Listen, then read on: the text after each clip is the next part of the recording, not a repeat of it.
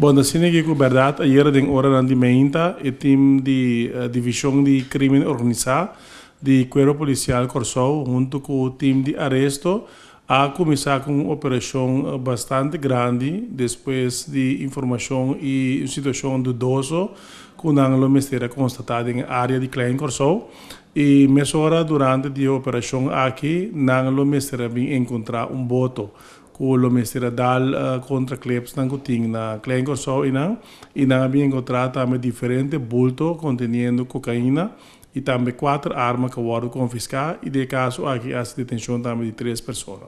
E 3 pessoas aqui turno de nacionalidade corosolenho? Não, 2 de nacionalidade corosolenho e um de latino. Nós está papel de bulto de cocaína, sabe que cocaína de quanto que candidato nós papel?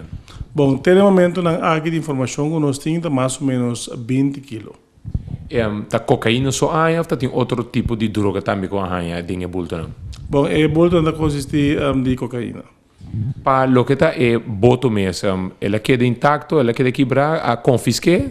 Sim, o boto, quizás ela sofre algum dano, se não se encontra ainda, para sobrar, ela bem pega, você é pegada em clips que tem na Klein Corsou, e ela pode confiscar junto com a droga e também 4 armas de candela. Se o usuário seguro para lo que está tratando cidadano, está bisa publicamente que a polícia está ponendo que tapanha, bug e para cinta hari que tem informação que tem informação aqui?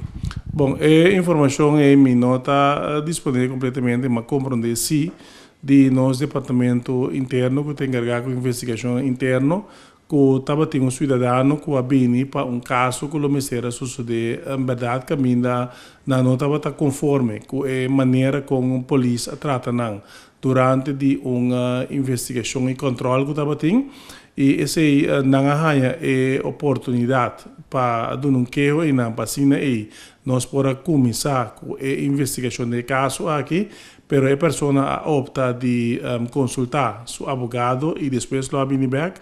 Pero até o momento aqui a pessoa que não abine mais para dar seu queijo. Com outra palavra, não tem nenhum queijo contra a autoridade, não é membro da autoridade que é parte aqui. Não, na polícia, em todo caso, não, seguro não de parte do denunciante, pois nós só podemos mais de caso aqui nem que tem uma investigação andando até no momento que é o hora.